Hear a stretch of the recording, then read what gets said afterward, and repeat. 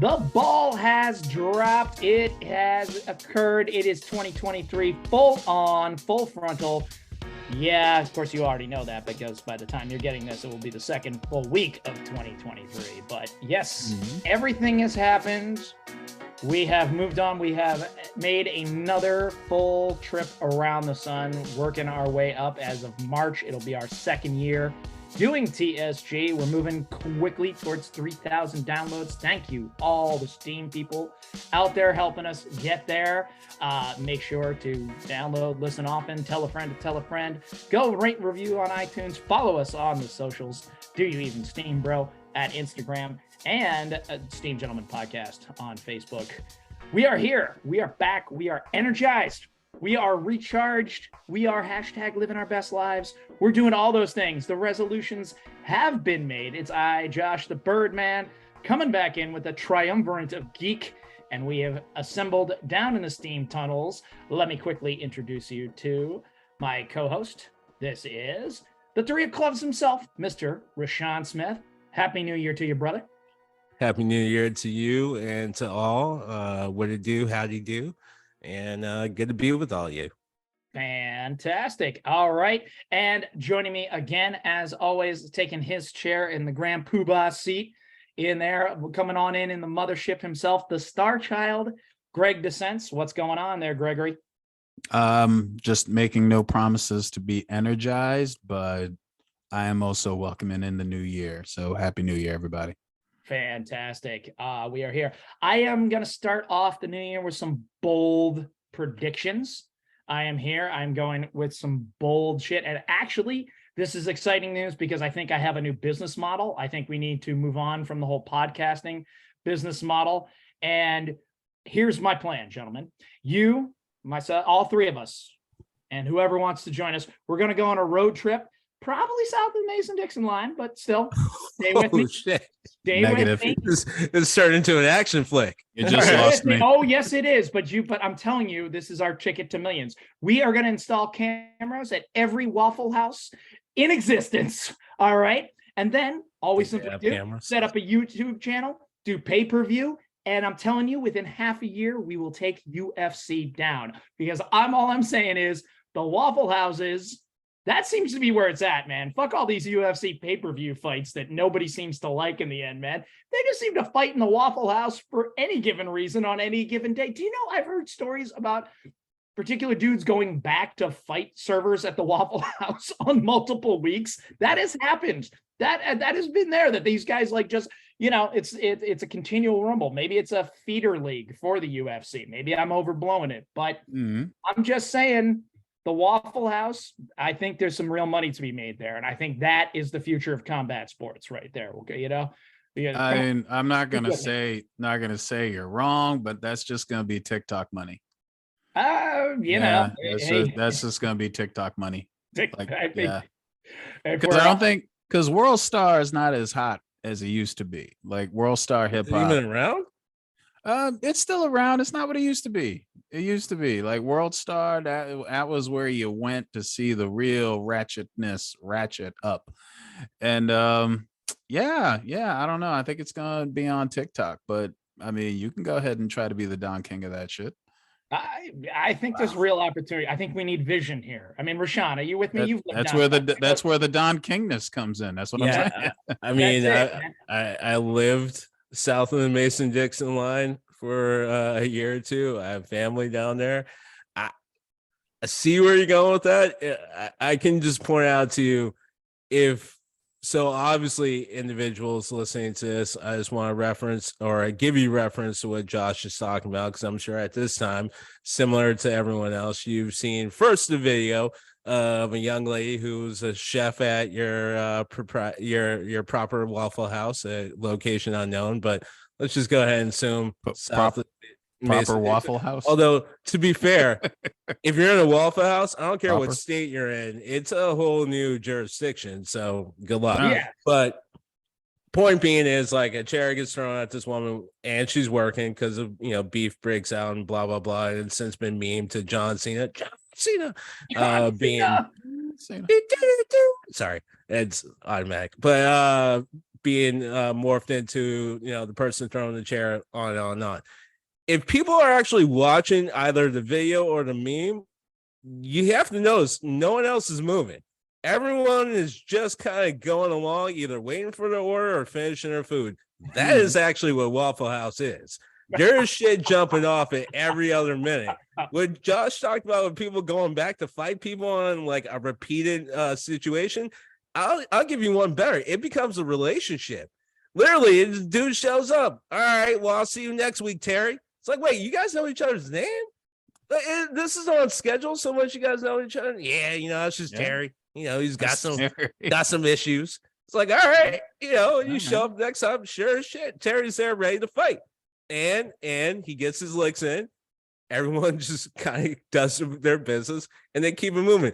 Look, I'm just pointing out, yeah, you might see some shit, but you're not going to see a reaction in the Waffle House. People there are just kind of like, all right, well, it's Tuesday. So yeah, beauty of it. That's the beauty of it. But I'm telling you, like, we got to do it like a state by state thing and move up from levels like Division A, Division B. That's my point. Don't matter what state you're in. It's a Waffle House. After a certain hour, it's the jurisdiction. It's just Waffle House. No, but we got to start like getting the champion of North Carolina, and he's got to square off, or she's got to square off with the state champion of Georgia. There is money to be made here, people. People will pay for this. I've been to Waffle Houses in Rhode Island. I know Greg has too. I'm gonna tell you right now, Waffle House is Waffle House.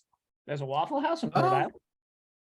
Well, it's not the Waffle House, but yeah, there's Waffle Houses in Rhode Island. Oh yeah. Well, I'm talking the Waffle House. You're talking about Waffle House. I'm talking about Waffle House. Yeah. The squares, the sign there and everything. Brown, yellow motif. Yeah. Yeah. Exactly. Like I'm only. If I'm going down there, I'm going straight to Bojangles because I've never been. Oh wow. So I will meet you later. Popeyes. I will meet you later. I've been to Bojangles. It was good. It was decent. Yeah, look, I've never had Bojangles. If we're gonna waffle into that conversation, let me just go ahead and say it starts at churches and then you work your way out. Okay. Oh, churches, word. Yep. I haven't been to churches, but I believe you. I mean, it just a chain of Bojangles. I'm sure what have you. Yeah, it's all gonna be good. But all right. Yeah, I mean, sure. I have been to Roscoe's Fried Chicken and Waffles, though. If we're going to talk fried chicken and waffles, been there in LA. So I was going to say, isn't that a California thing? A California thing. It's a standard. I mean, I haven't gone to the Hen House. It's in Dorchester. Good, or it used Dorchester. To be. I went. I haven't been in a long time, but me either. Yeah, they got shot up, but I think they're okay now. They're on a good run considering where they were. They were on a real good run. Seriously. I mean, they were right next. Forget about. First of all, Greg can speak to this. He lives here and he's lived there a good amount of his life. Dorchester is not the thing people who aren't from Dorchester don't understand. But I'm just pointing out this place was next to a giant fucking liquor store down the street from one of the most notorious shopping areas in all of New England. Yep. So it was coming. Yeah. I mean, they've cleaned it up. Like, they tried to do their thing, definitely. But yeah, that area. Well, because it was down from, Mass and Cass, and it was down from the, not the best area. All right. Well, I feel like I'm about to make the worst transition known to me. We already did. We talked about Mass and Cass. Yeah, no, it's perfect. I set that up. I set that up. Yeah, I set that up. Area to what we like people at Waffle House. It just went right over your head, and you just kept focusing on your food. Go ahead, man. Chew. That's it, man. Chew. Let them cook. Couple of things going on there. Yes, but from Waffle Houses and Cooking Waffle those Houses colored greens. In not the best. Oh, he went there. Hey, that was on text. Never said that on air. That was on text. That was all on text. You can only prove it in the written form. But from that, and not so great areas, we're going to talk about drugs. Yes. All right. Yes. We're finally getting to an episode I've wanted to do for a long time. The drugs episode, because of the fact that, well, I've said it before and I'll say it again. I am going to, again, officially congratulate drugs for winning the war on drugs, because that's a done deal. That is a done deal. It was never a fair fight. It was never a fair fight. Yeah, it was. And it went on. It never had, a big televised ending on it like Vietnam or Afghanistan. Oh, it did. All sorts of craziness, and everyone trying to jump on the planes, because no one's trying to jump on the planes to get away from the drugs. Well, let's be honest. No. They're trying to jump on the planes with the drugs. Now, keeping in mind, listen, I do understand. The guy put on doorknobs and candy. If anyone is struggling with addiction, please know that all three of us support you in getting sober, staying sober, and getting help. I do want to put that out there just in this episode, because we're going to make a lot of drug jokes. It's out there, it's happening, but I'm a firm believer in that. I'm a firm believer that you can. I've seen both ends of this. I've seen a lot of stuff. I've seen it work through some people's lives and ruin it. But, we focus on pop culture and social commentary. And you just can't get away from the fact that if you're going to talk about America and where we're at and where pop culture's been and gone and probably still going to continue to be, you're going to get into some drug talk. Like, it's going to be there. It's a part of the culture. It's part of who we are. It's part of something we struggle with. It's part of something we're trying to still figure out by the longest of shots. The very fact that I even make reference, laughably, because it was laughable, to this effort of the war on drugs, even that. Thank you, President Nixon, who God knows what you were popping in when you were worried about them finding out about the Watergate plumbers, right? It's still just been a part of our culture. Well, certainly for the entirety of all three of our lifetimes, and going back even more then. So, I really wanted to sit you guys down and talk about drugs. That's really what I wanted to do. We wanted to talk about drugs. How are we feeling about that? Well, you didn't call me champ, so I'm not sure how I should take this conversation. You're not on one knee. Taught you how to do this stuff. I'm a little let down. I learned it by watching you. All the cliches. This is drug. You don't even have a pan sizzling some eggs or anything. I mean, how are we supposed to have this conversation seriously? Oh man, this is your brain on drugs, son. Yo, see this? You didn't ask if you can rap with me. There we go. Can I rap with you, son? Then we're going back to those other comments. That could get me in all kinds of trouble. Come on now. I've already been in enough trouble with you. I mean, the last time, no offense, but the last time an old white guy wanted to talk to me about drugs, I was about 12, and that was how the conversation went. Hey, champ, let me rap with you let me spit with you. Let me sit down. Let me get eye to eye with you. Okay. All right. Let me talk about it. I know you kids probably think getting high is okay. Some of your friends are going to talk to you about some things. Do you understand jive? Let me speak some jive. All right, but I promised I'd step up to bat first. So. To be fair, the old white guys stumbled on it too. It'd be weird. It was starting to it's like weird, sort of like seriously. It was so start calling you things that you ain't uncomfortable. It's like, yo, can we talk about sex? Can we talk about anything else? Like, your uncle pulls up like, say, young blood. Let me talk. Like, wait, hold up, stop. Yeah, like, what did you do during the war? I am your nephew. Oh my god, yeah. When grown-ups tried to be cool with you, oh my lord, and they act like, yo, motherfucker, your generation brought in the drugs. What the fuck are you telling me for? I'm 10. Like, I don't say, what do I look like? I own a cargo ship coming out of East Asia? No, like, a motherfucker. Like, what the hell? Why are you telling me? You tell the people your age to stop bringing drugs here, and then I won't be able to take them, bitch. The fuck are you telling me not to take motherfucking drugs for? Well, how do I even know from the TV shows I make? Is that how I learned how to take drugs, motherfucker? All right, seriously, like, just fuck off.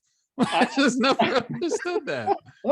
It's so fucking weird. So fucking weird. All right, that was my bad. All right, that's all right. I really actually appreciate that as the white guy in the room, who went through that, and then we'll at some point have to speak with my kids. I'm glad to know that everybody sounded stupid talking to their kids. Didn't matter. Everybody. Does not matter where you come from. Does not matter your skin color, your creed, your Right. whatever.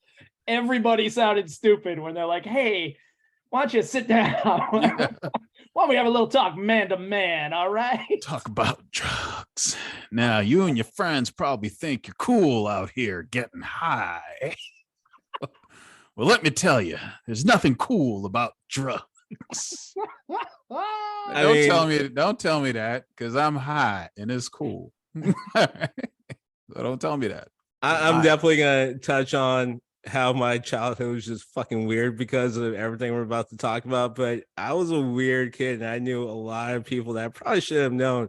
And every once in a while, you get that person trying to tell you not to do something, while also saying they fucking not only did it but loved it every second of it. What they're doing is like, "Yeah, you're gonna be doing drugs. Don't be doing that shit. Yeah, I did that shit. Yeah, I got high. I did it. I fucking loved it too. I was fucking bitches left and right. I was in the club. I was making so much money. Did I tell you about the time I had this Camaro? It was like, whoa. This is why my mom says don't talk to you every time I go to the corner store. Stop talking to me, Willie. Yeah. You go too far, Willie. You go too far. Yes, I'll get your scratch tickets, but chill out with that. Oh, there's always a June bug and a peanut. Yep. Oh, wait, don't say June bugs. That was one of my dad's nicknames. Oh man. My dad probably definitely did that to some people. All I said was there's always I didn't say what peanut and June bug were doing.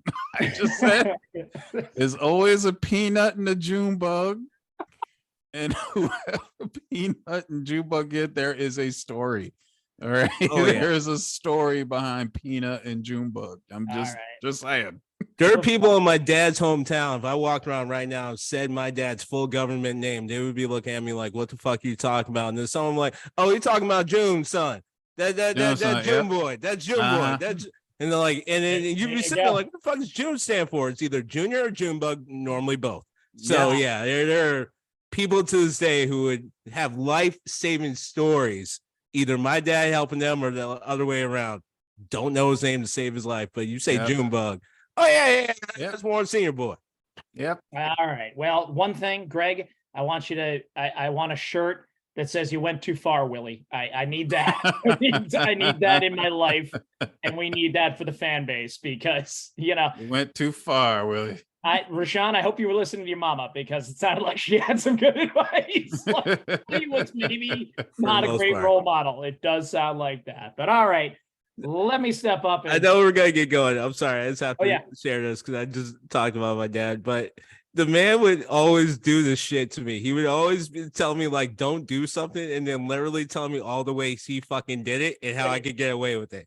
So if you're asking if I follow my mom's advice, sure. But I also have my dad's advice on how to avoid getting caught.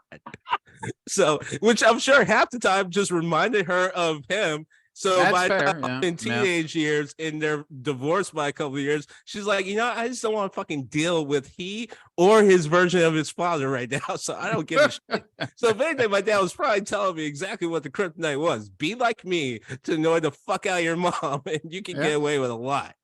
Well, we know that. And as I start here, trust me, there's probably going to be a theme about dads, at least when we were growing up, and how all dads this fucking came up sons together. Has a lot to do with this. But yeah, I will certainly, I'll institute my lily whiteness into here that I grew up in a little well-to-do suburb outside of Boston that had more dollars and cents and a whole bunch of keeping up with the Joneses. So there was that mystical world of the 1980s that was going on around me that, you heard about such things like marijuana and cocaine and all of that. Was happening. The pot, the coke, all of those things. But it seemed, I was inculcated in a little bubble. I will say as I got older, there was a definite negative connotation to things that I think is understandable. I had a good friend growing up in my teen years, and he was Eddie, right? He was Eddie from Stranger Things. He was the long hair, it even looked like him. The long hair had we went to Iron Maiden shows and Ozzy shows and all that. Listened to all the heavy metal. We played D&D together and all that stuff. But on the sad end of things, his father, both his parents came from, had a serious history of alcoholism. He was living with his dad and his stepmom. I mean, both just, unfortunately not functioning people. And the very best I could say was one was less than terrible. The other one was terrible. So he had that. His mom, unfortunately, also suffering from that. I think he suffered from fetal alcohol syndrome. It would not surprise me, as looking back on it, and when his mom came back into his life, it was all those Hallmark stories, right? All those things. She showed up. He wanted to be there so desperately, wanted her approval, and of course, just wanted his mom. I mean, it was the saddest story. And they lived together for a little while, and then she ripped his bank account off and ran off. So, I had that side of the coin, and because of that, I was a real straight edge kid. And I also did have some misconceptions about the world and about how people use drugs and about how all that went on, because of course there was definitely some extreme negative examples. Also, I grew up in the time of one Nancy Reagan, who just, solved the whole damn thing, just as, in the generation prior to me, we had solved racism, thanks to Martin Luther King. Nailed it.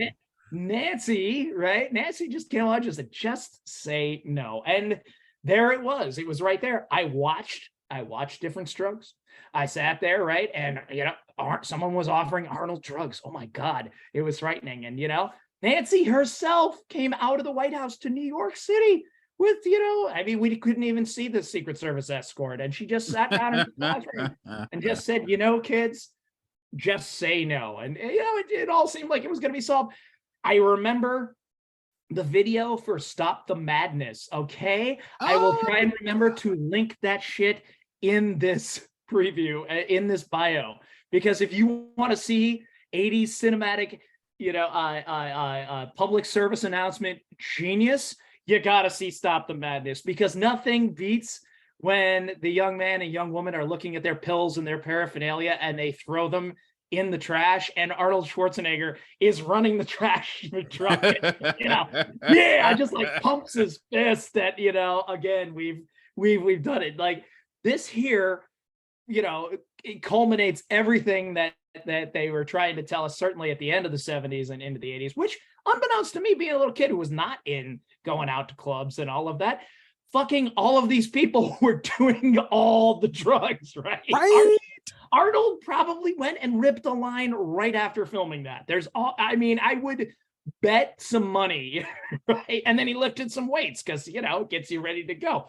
But unbeknownst to me, right, all the adults were telling me just say no. But mixed in with that is another cultural phenomena that comes in, and it's a television show that is really a spinoff of a movie that I hadn't seen yet till I got a little bit older. But In the Heat of the Night. In the Heat of the Night, close, similar idea. All right, seriously. We have the cultural phenomena, the television show that every Saturday night I had to watch with my dad, of all things, of Miami Vice. Boom! Opens up, big sweeping helicopter shot of the city. You've got, the flamingos flying away. You've got that that Cuban music. The son of a bitch. It launched two, not one, but two top 10 Billboard hits from Glenn Frey. Glenn Frey resurrected his career from the Eagles. I didn't know who Glenn Frey was. Suddenly, I'm singing along Smuggler's Blues like I really understand what this guy's talking about, okay? The H is O, baby. The H is O. Fucking love that shit, right? He's sitting there. They have the video. It goes along with it. He's got all that stuff. He's talking to the feds with the cigarette in his hand. Giving the confession to try and get a lesser sentence. All of that shit. Later on, and sure enough, launches the career of Don Johnson and one Philip Michael Thomas. We haven't seen enough of you since then, but facts. Here it was. Describe launch. it was such a still, even in that, it's such a conflicting message. Yes, I understand they're narcotics officers, and to catch the bad guys, they've got to look like the bad guys. So of course these cops live on boats and they drive Porsches and Lamborghinis and Ferraris, and they've got those suits, right? They're all those, these were just peak 80s day glow with that shiny material. But goddamn, that shit looked cool. Like, it was how we wanted to look. About the off-white. And even I was, so unsophisticated, so uncool on every level. I mean, here I am playing D&D. I understand that. I was not the cool kid. I didn't listen to the cool music. I didn't understand all that. But sure you were, Josh. No, I was not. Please, come on. We all know that. We all know who I was and where I've landed and who I am now. I've grown into my own. It gets better, kids. It gets better. But just an angry kid. This looked so fucking cool. It was like, God damn, I want to be like that. Like, I wish I could grow up. I had that Lamborghini poster on my wall, and I'm like, I'm hoping I can grow up to look like that. When realistically, I mean, at best, yeah, the guys who actually look like that from the 80s and did that in the 80s, that's a special time. And I'm sure, I hope that their spouses just point and laugh at the pictures. And a few of them still hang on to it. You see that guy out there with the pinky nail that he's just grown a little too long, right? That he's still trying to make that impression like, hey, check me out. Look what I'm doing. Look at this little vial I got hanging around my neck. Well, it's moved on. It's a locket. It's that glitz and that glamour, all of that was going in. Now, yeah, it spilled out into the 90s, which was a totally different vibe, right? Into the 90s, and Pulp Fiction said it best. Heroin's making a big comeback. And I swear to God, that movie made heroin make a big comeback. It probably didn't. Next thing you know, it's just, the whole tone of the whole thing comes down. It's a lot chiller. People are falling asleep. We can follow conspiracy theories about the DEA letting in certain substances more than others because they like the social dynamic that it goes in. But that's for another show. I won't go off too much on that. But goddamn. So yeah, watching Miami Vice and seeing all that, and then later in going on at the same time of that in the early 80s was Scarface, right? It's Oliver Stone at least wrote it. I'm forgetting if he directed it or not. And yeah, there's a period piece if you can watch it. I mean, not only do you have Al Pacino playing a Cuban guy, all right, we stretched the ability. Yeah. Compared to Robert Loggia, he does fucking nail it. Okay. I mean, you got to go back, and there's nothing quite like the peak level. There's some important perspective in that sentence. There's a peak level of cringe when you see a spray tan Robert Loggia go, Tony. That is F. Murray Abraham, all of that, and still, even out of that era, people wanted to dress like he did in that movie. People wanted to talk like he did in that movie. And still missing the complete and utter point of it was that he was a total loser who wanted to fuck his sister. I mean, that was really the hero that came out of that movie, right? Yeah. I don't know about the sister part, but yeah, I'm with you. Oh, I mean, yeah, come on. I mean, she even says it to him at the end. And I think Mary Elizabeth Mastro Antonio gives the best performance in that film. But even that's stretching some credulity, let's be honest. So, all right.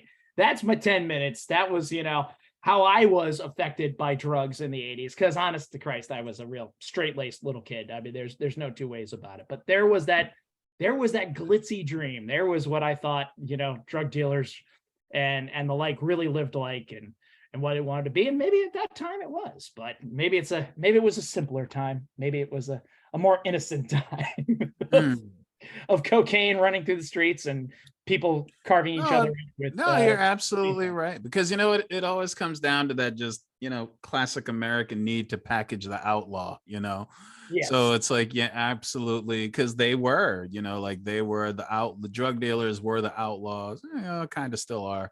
the outlaw heroes of that time, because what they'll always represent is an ability for poor people to get wealthy and have power. And it's a way to get wealthy and have power. So it will always, to a certain degree, be cool, because the great thing about especially Miami Vice, if I'm trying to remember, correct me if I'm wrong, but it's not like, they ever really showed the really, really nasty side of the drug game, because it was awful, especially in those days.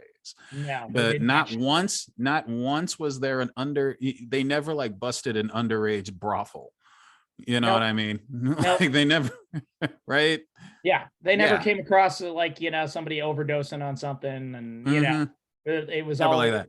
It was just all of the glam, and I don't care if they're cops. It doesn't matter. They might have been cops, but they were totally selling drug dealers are this cool. They are they are the cowboys. They are the mafia. They are, the next thing to get yourself a whole lot of money and look like a badass. They would try to bring some gravitas into it with Edward James almost as their captain, right? And he would kind of sit there and kind of look gravelly facing. Well, he kind of couldn't help. I think both of you guys are really missing the point of the whole. Yeah, I mean, sure, outwardly, aesthetically, the idea is that they're cool, but the number one, I would argue, the number one rule for any criminal of that level is you don't bring attention to yourself. And I know what you're about to say, all these fancy cars and clothes and blah, blah, blah. But what they were trying to say is that the people that they're talking to had already been woven into rich society. So we may, as a quote unquote consumer or the citizen or whatever, be thinking of like the cartoonish like villain or whatever. But what they were arguing even back then in both references, Miami Vice and Scarface, if you want to use those two, was that these individuals are already part of society. So really what we perceive as cool, I would argue, is what they were basically trying to mimic, in the sense of just not bringing attention to themselves. Hey, well, American Gangster, right? That was his whole rule, right? The loudest guy in the room's the dumbest guy in the room, and he, his whole thing was he kept under the radar and kept it low and didn't do it until he didn't, and that was the next thing. Until he didn't, yeah. That was it. Well, that's with that, with your thoughts there, RaShaun, which I think are some smart ones, and Greg and I would have been the dumbasses blowing all, trying to move weight and buy some Ferraris and some Lamborghinis. Why don't you step up to the mic here and give me your 10 minutes of thoughts on drugs, baby? Drugs. Have you drugs? Yeah. All right. So it's, I guess the only way I can really look at this is through the lens of my own life, in the sense of, as we've pointed out multiple times, I am not only the baby of the group, I was born right at the cusp or the change of the decade. So my perspective of the drug war, and I thought really what we were about to talk about is everything we learned about drugs through me. And you did touch on that. And it sort of reflects in a lot of ways what the hell my childhood was, in a lot of weird ways. None of it I find upsetting, or if anything, I feel like it moves towards a lyric that I always go back to, and even said on this podcast a few times, I'm funky, not a junkie, but I know where to get it. So growing up, and before I moved to Massachusetts, just a young kid, I was actually just a really good, nice kid. I did a lot of weird, dumb shit. I was looking for attention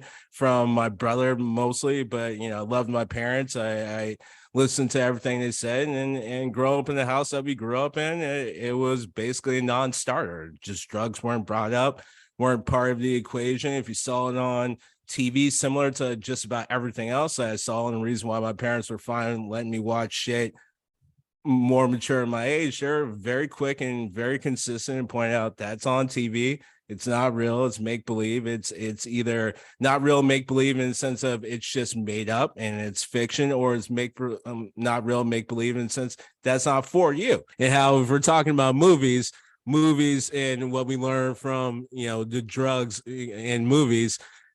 Yes, like a lot of people, I was operating off of the movies that I talked about. New Jack City, Reefer Madness, all that kind of stuff, the propaganda that we are all under. But if I think about a lot of the movies that are pivotal in my thought process, one that started to blow the doors open, funny enough, was RoboCop, because it was one of the first movies that I'm sitting there thinking like, oh shit, the corporate America guy is doing it too. Because the thing that I'd be remiss if I leave out, and I thank you for giving me, whatever, but I had the benefit of where I grew up. Yes, I grew up very poor, and for the most part, I would call it lower working class, and especially when I lived throughout my time in Massachusetts. However, every junkie that I knew, for the most part, did not look like me. TV, it would make it look like me, but in real life, it would look a lot closer to Josh. There was a lot of different variations of different white people, and also, frankly, because of propaganda and the way it worked, and if you had two brain cells, as I got older, I understood if I wanted to get away with anything, I just let my white friend do it, because that's exactly who got away with it. And that was also because I went to a predominantly white high school where the people were selling drugs. So I didn't know any black person who sold drugs or any Latino. I didn't know any black person or Latino and Asian when I was in high school that were actually doing a lot of drugs or anything like that. It was all white kids. So it kind of matched the junkies and shit that I would see on TV, where it'd be like someone like Bill and Ted, where it was always innuendo, but they'd be high as shit. Bill or like Willie Nelson. Sure, you can bring up Cheech and Chong, but they were such an aberration that everyone was like, no, that's not going to be me, because you also want to avoid the real life stereotypes. The funniest thing, though, is that Friday, the movie Friday, and also Super Troopers were two of my favorite movies in my entire like young existence, and I'd smoked not a nair of weed watching any of that. Super Troopers was funny because growing up in New England, it made fun of a lot of people that you would end up seeing being fucked up and high. So it was like you were able to connect with that. And Friday, the funniest thing about it is like, if you only focus on the drugs, and sure, that's what you're going to see. But it was so much more of the black experience, especially South LA type of black experience that I had some connection to, that it became so much more than any of the drugs. And I'd be remiss to point out, if we're going to talk about a movie that, I don't want any part of that, like Greg brought up, I have to bring up Gridlocked, because if I'm going to learn anything, it's similar to how people bring up Train Spotting. I'm gonna go with what detox looks like and the reality of it. And then that actually moved into my real world adult life, because now I'm starting to understand and meet and know people, or people I look back and knew throughout my childhood, like, oh shit, they were going through those moments. They understood that. They kind of felt those moments too. So if I learned anything that was actually real about drugs coming from any sort of movie, which we shouldn't ever do historically, it's if it's going to be real about anything, it's going to be the worst part of it. Like to Josh's point, things got like pretty grim. You're watching things where not only are oh, you're a drug dealer, bang, you're dead. Like the cop just gets to shoot you right away in these movies and TV shows, but also just the portrayals were getting raw. I mean, Josh was thinking about Miami Vice and Scarface, stuff like that. And when I think about the drug game, the first thing that comes to my mind is New Jack City. And I gotta tell you, similar to many other things, and also, like I said, growing up and trying to just be a really good kid, a really nice kid, just trying to do the right thing as many times as I could. Not say I was good at two shoes. I just didn't like to make anyone feel bad, so I tried to really be a good kid. But you're seeing that, it's like, I don't want any of that fucking shit. I don't want to be fucking Chris Rock's Pookie. I don't want to be any of that. I don't want to even touch it. I don't want to be even considered that's someone that I'm going to be or be attached to. Because also, as I'm getting older, I'm starting to understand statistics. And it was very clear that me as a young black man was heading towards a statistic that I was either going to have some sort of criminal record or background, or I was up against the stereotype of other people looking at me thinking that. So if anything, I went over the top to the point where I actually reached out to a friend of mine the other day who's older than me. It was actually someone connected to my brother's first wife. And I was joking that when I went to go hang out with my brother when he was at Whittier College, and I went, and him and his girlfriend did something. So this girl was basically babysitting me for a little bit, and I went with her to one of her friends' dorms. They had like bongs and shit all over the place. And I remember walking in, I froze. I was about like 15, and I froze. I thought I was literally in the set of New Jack City, the way I reacted. So why am I saying all that? Because also right around that time, that's when I started to understand history. And that's when I started to be like, oh, this is some bullshit. So first, I started to understand, because now history was starting to get fun and real when you're in high school, that, oh shit, this country already had cocaine and we were using it a lot. And then also come to find out that we had the same thing with fucking all other drugs. Matter of fact, for a good amount of this country's history, we didn't even fucking think it was illegal. We were fine with putting in all sorts of shit. Matter of fact, our government was ahead of its time by trying to find uses for some of these different things. And they were fine with it. It was only because it got attached to, again, minorities, black people for the most part.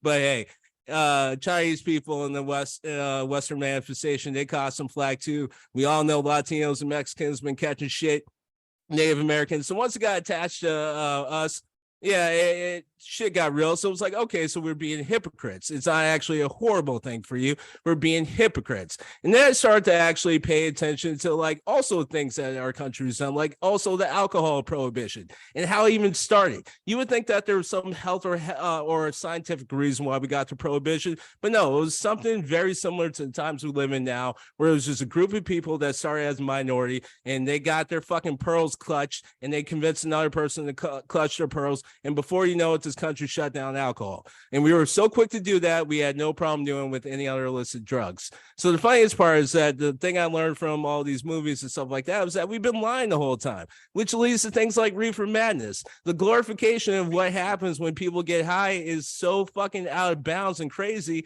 that it just kills me, to the point like I wish I could fucking smoke something and get me as high as the people I see on fucking movies and TVs.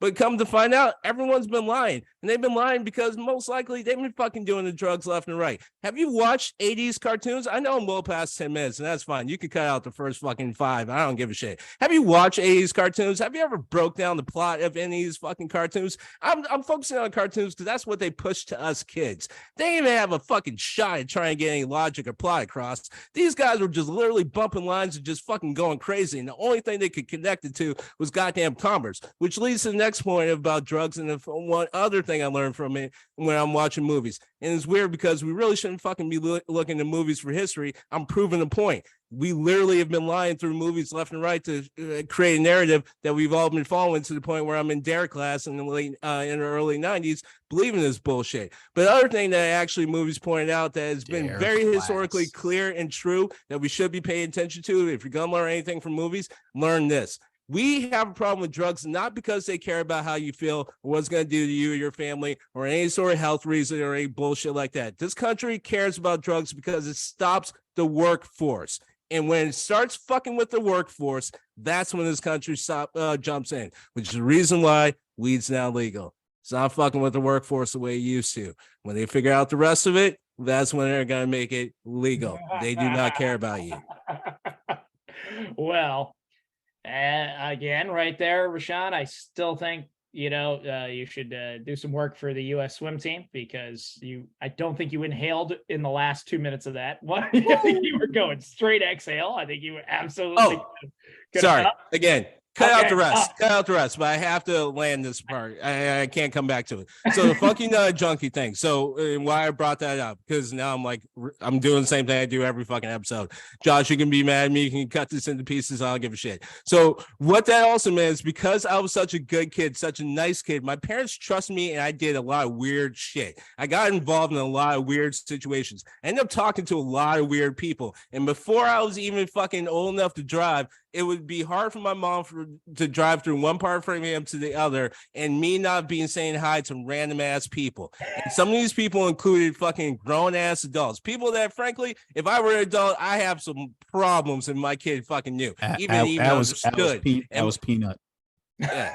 But we're talking 80s and 90s, some of this shit. So, like, no, I wasn't the dumb kid who did stranger danger and jumped into someone's fucking van. But if I was like walking, as I pointed out, if I was walking to the store left and right, and there was a guy that was always in front, and I end up knowing that guy, end up talking. And what ends up happening is you actually get reality to the things that you're watching and listening to and seeing on these medias and movies and TV shows and blah, blah, blah. You start actually talking to junkies, not your friends' parents, not this, not that. You start actually talking to people who've lived real lives and have had some sort of influence, be it good, bad, or indifferent when it comes to drugs. And when the only thing I came away with, and the reason why I actually started moving me towards exactly where I ended up when it came to drugs, is because I ended up knowing too many people that it was hard for me to believe that it was impossible to avoid or skip. It touches us all. And when you take the humanity, you put it back into the situation, it becomes a lot easier to understand, A, how people get to the situations that they're in, B, why they're still there, and C, if you felt like you want to help beyond a hotline, maybe just fucking lend them an ear, because sometimes they don't have anyone else to talk to. Yeah, that too. is needed. Yeah. That is absolutely needed in this world, and I agree with you, and I've seen it, and you're right. You know, it is. I think the biggest thing, and I'll touch on it in the wrap up, but the moralization of it. But you touched on it, and I think it's exactly right. This idea of it being a moral failing, of one thing being a moral failing, and a moral superiority to the use or non-use, or the overuse or underuse, whatever it goes into. And you know, and you said it yourself, right? At one point in this country, everything was legal, and then, you know, we started to tie it rightly, wrongly. We started 100% wrongly. You started pinning it on minorities in this country. Still done to this day, right? That's still supposedly where the trouble is, right? It's not. It's not. You look at any statistic, as you said, touches everywhere, touches every life. But I'll get back to that as we wrap up. I think that's the big difference. I think that's what, we're saying at the end of the day is probably no. I can't remember anyone saying, man, when that celebrity said that, whatever it is, that really made me say, I'm never going to try drugs. Usually, at least in my experience, it's, like someone fell into drugs. It's seeing what, drugs did to your community and to your neighbors, to kind of,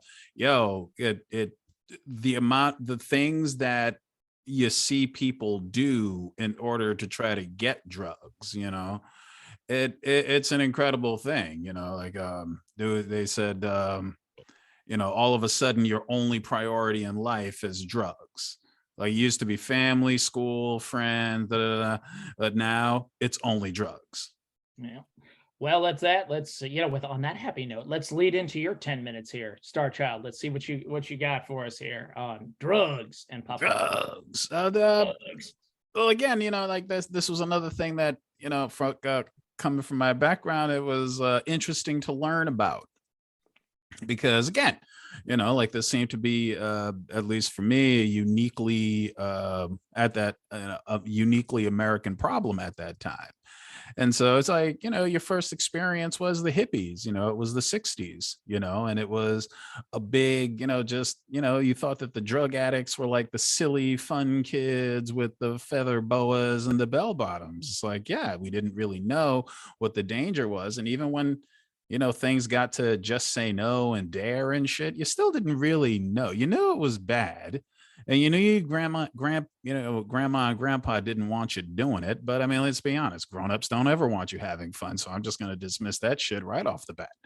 But it was a big dynamic change. It was a dynamic change between the peace and love of the Grateful Dead to the heroin glam of Studio 54 and the Velvet Underground. Because by then, it was the thing to do. But Jerry... I'm just going to say Jerry, because you know who Jerry is. You know who Jerry is. That's one of the things that scared Jerry about how the scene was, the drug scene was changing, and him being a drug addict, heroin addict as well. It kind of showed the transformation in the drug world from being more, pot and hallucinogen focused to opioid focused. And that was kind of a big leap for it too. So then it was just like pouring all of the PSAs into it. But again, you're a kid. Grown-ups are always telling you not to do things. You're not really paying attention to it. But it was everywhere. It was in, like you said, every TV sitcom, every movie, every animated show. There were commercials in between.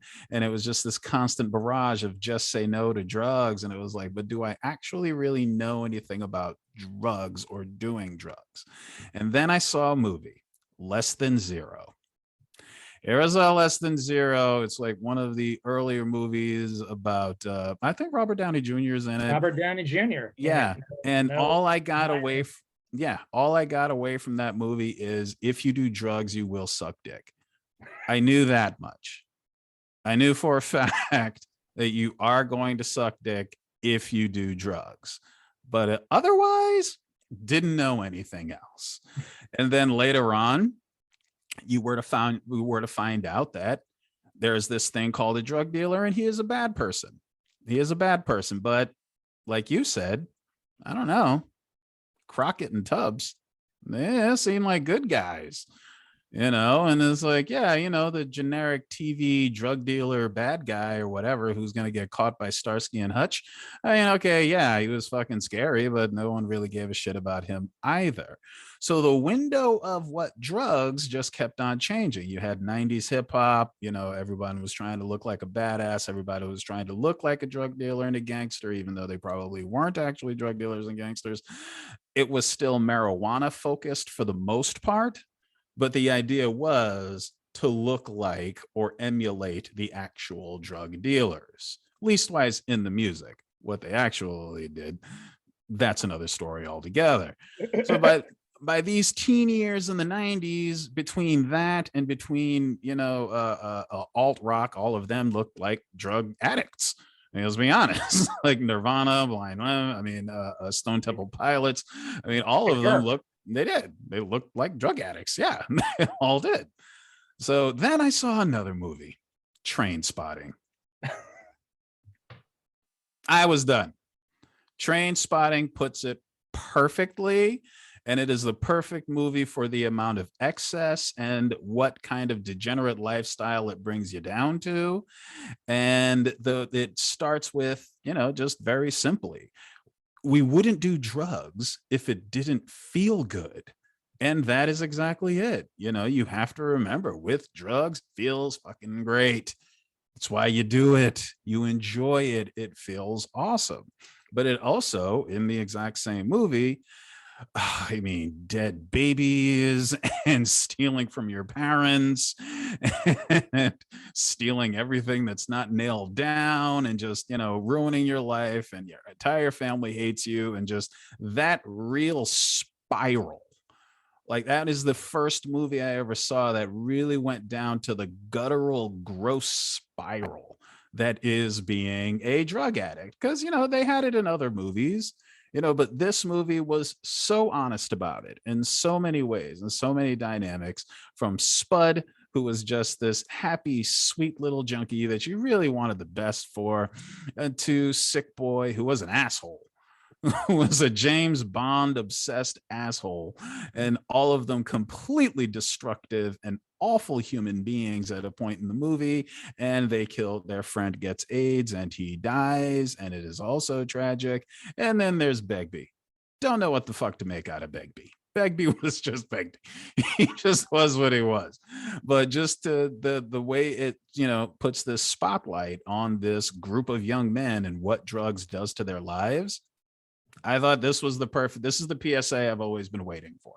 Like, this was it. This was the one thing that you really needed to see to let you know that. And people would say that it glorified drugs, and I'd say, I don't know. In this case, especially when you hit the dead baby part, I don't think that this does very much to glorify drugs. I think we love the image of things so much, and it's a thing that I focus a lot in my art and in my philosophy. Like, we love masks, like we love the facade of things. We love Kramer and Pauly Shore. We love people that seem like silly, lovable. Never liked Pauly Shore. What was that? I never liked Pauly Shore. Oh, no one ever liked Pauly Shore. He was a douche. Everyone knew it. I actually like him more now. Yeah. Everybody loved him, until you had to deal with the fact that there is a reality behind that. And then next best movie is probably Fear and Loathing in Las Vegas. Now, Fear and Loathing in Las Vegas, that changed my mind when it came to drugs, because it really shows the dynamic between those really bad heroin people and, again, the psychedelics and the marijuana.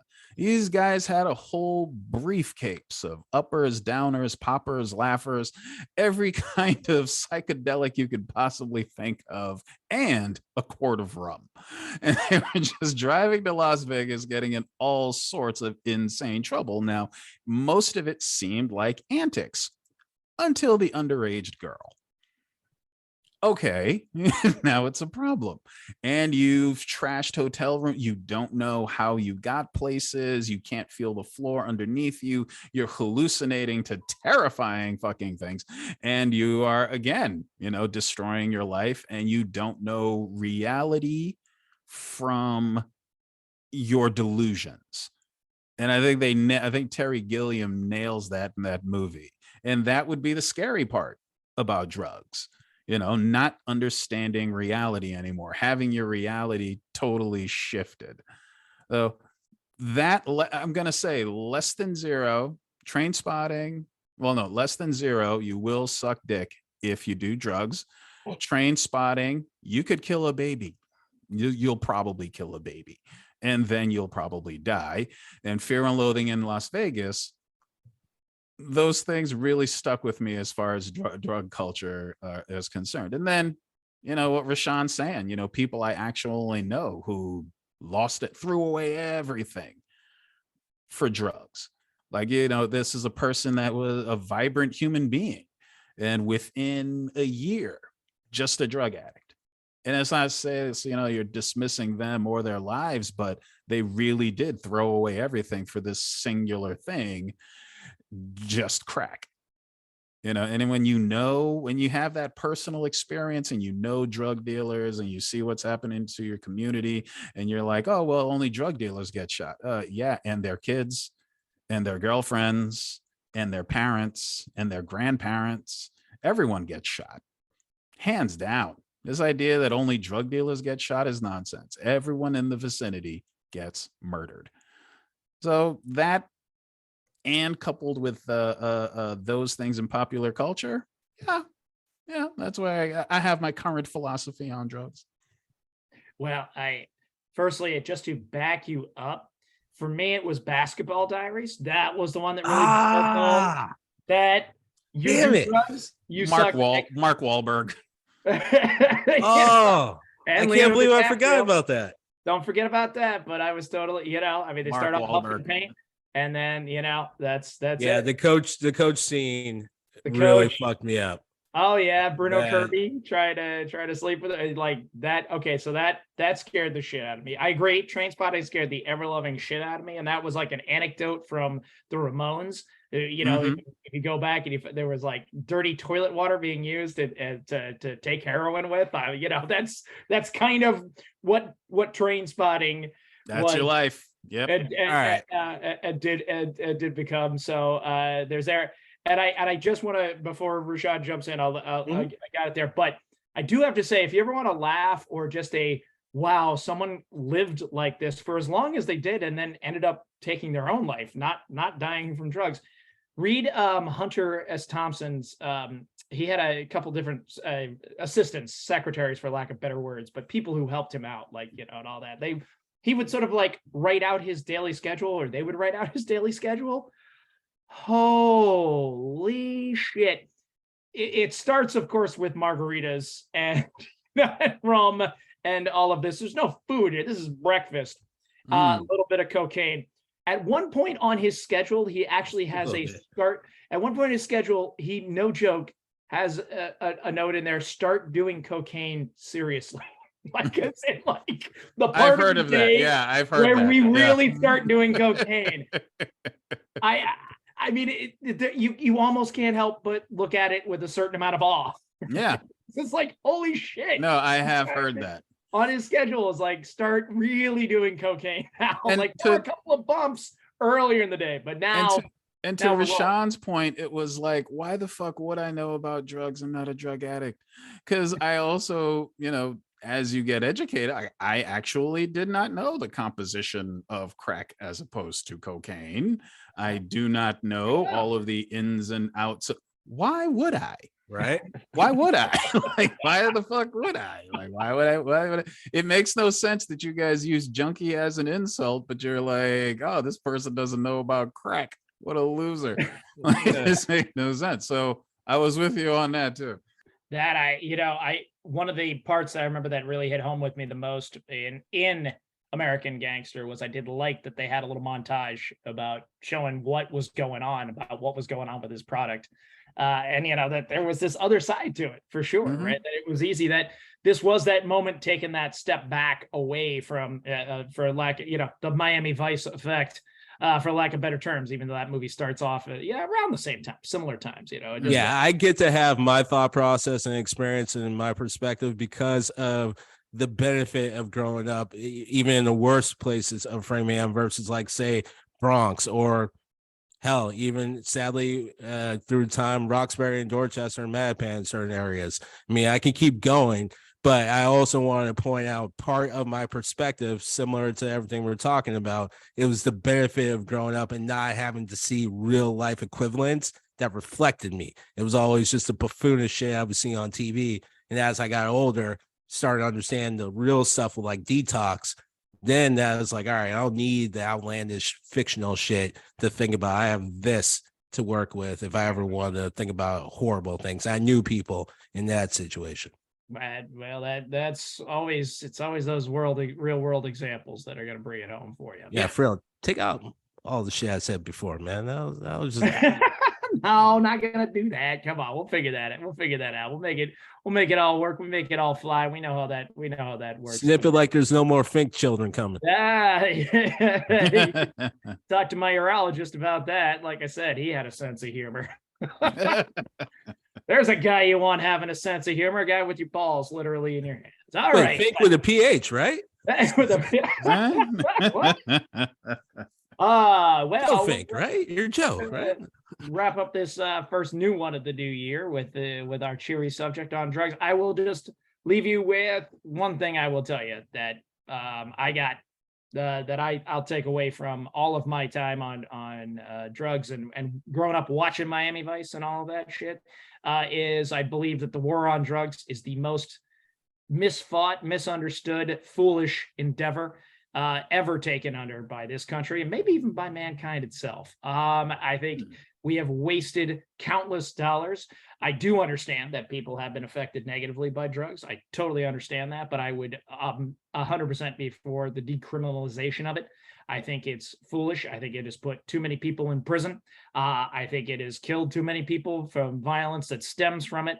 I think it's totally unnecessary, and we need to find a better way because, as I said at the beginning of the episode, drugs. They won the war on drugs. There's no two ways about that. So let's, maybe, just maybe, let's sit around and come up with something better than this. But other than the fact that, as routinely, we solve racism on this show, and now we've solved the drug problem. Good times. All right, we got all that. Nailed it.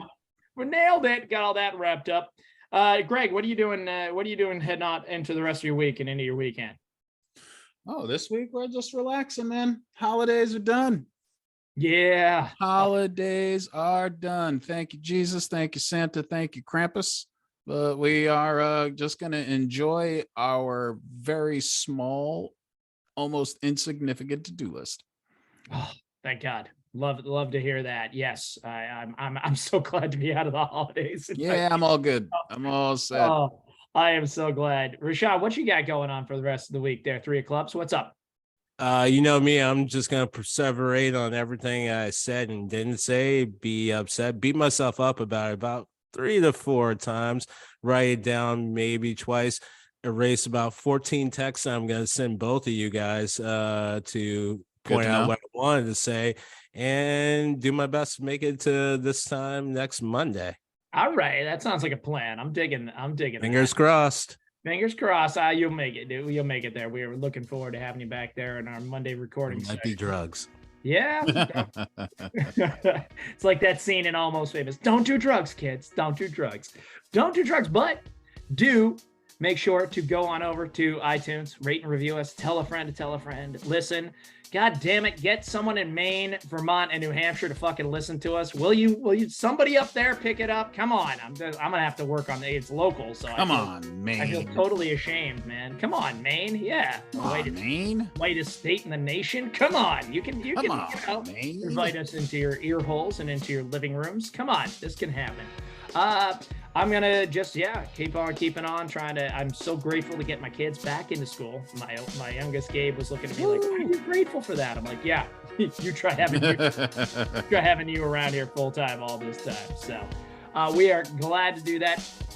Keep on coming back, keep listening, and keep that heat up and keep your head of steam on.